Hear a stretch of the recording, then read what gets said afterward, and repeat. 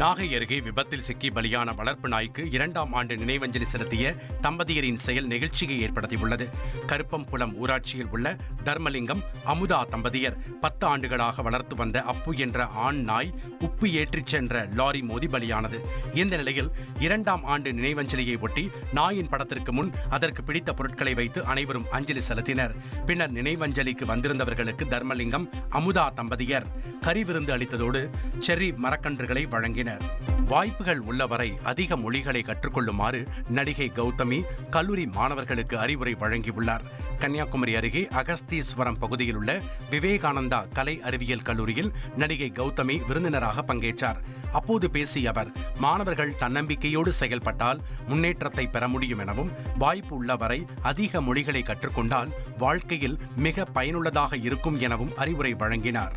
ட்ரெண்டை friend ஆக்கிக்கோங்க. தந்தி டிவியின் subscribers and followers குடும்பத்தில் நீங்களும் இணையுங்க.